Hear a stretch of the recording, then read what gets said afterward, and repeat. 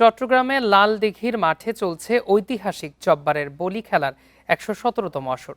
এতে যোগ দিয়েছেন সারা দেশের ১০০রও বেশি বলির মঞ্চ ঘিরে দুপুরের পর থেকে নানা বয়সী মানুষের উপচে পড়া ভিড়।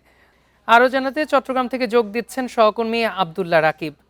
রাকিব, ঐতিহাসিক বলি খেলার ১১৭তম আসর ঘিরে চট্টগ্রামে কেমন উৎসবমুখর পরিবেশ তৈরি হয়েছে, দর্শকের উপস্থিতি কেমন দেখছেন, এবং আরও জানাবেন যে বলি খেলা উপলক্ষে বৈশাখী মেলার আয়োজন সম্পর্কে।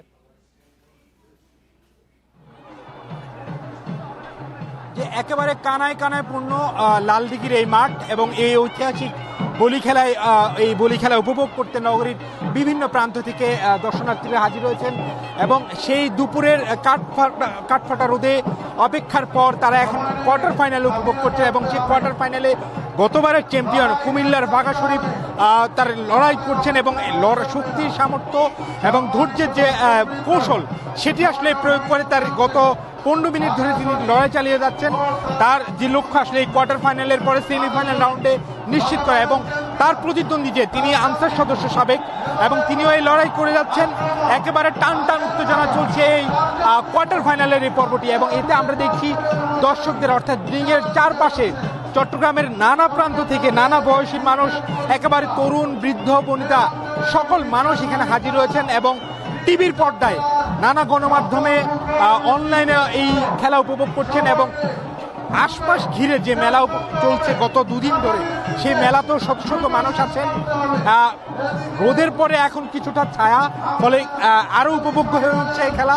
যারা বলি খেলায় অংশ নিয়েছেন দেশের নানা প্রান্ত থেকে ১০৮ জন বলি প্রথম রাউন্ডের বাছাই পর্বের শেষে ৮ জন বলি গতবারের 4 জন এই বাছাই পর্ব থেকে উত্তীর্ণ হওয়ার পরে গতবারের যারা 4 জন ছিলেন অর্থাৎ চ্যাম্পিয়ন থেকে সহ আরও যে 4 জন তাদের সাথে এই কোয়ার্টার ফাইনাল অনুষ্ঠিত হচ্ছে। কোয়ার্টার ফাইনালের পরবর্তীতে 4 জন নির্বাচিত হবে যারা সেমিফাইনাল খেলবেন।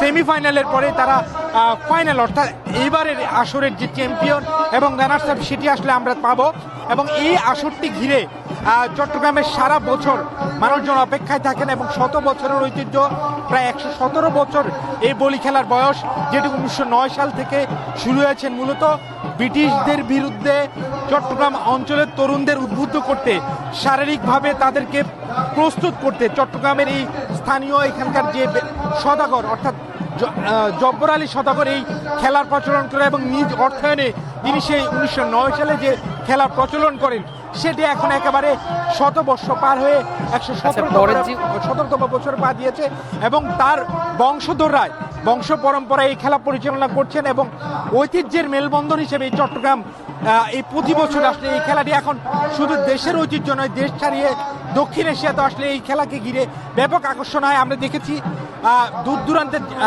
দর্শকদের পাশাপাশি নানা বিশ্বের নানা গণমাধ্যমের সাংবাদিকরাও এই ইভেন্টটি কাভার করতে এসেছে। এখন চলছে কোয়ার্টার ফাইনালের খেলা, এটির পরে আসলে সেমিফাইনাল এবং ফাইনাল অর্থাৎ আগামী এবারের আসরের যে চ্যাম্পিয়ন সেটি নিশ্চিত হবে। তো এখন পর্যন্ত এই ছিল চট্টগ্রামের লালদিঘিতে বলি খেলা থেকে সর্বশেষ। চট্টগ্রাম থেকে জানাচ্ছিলেন আমাদের সহকর্মী।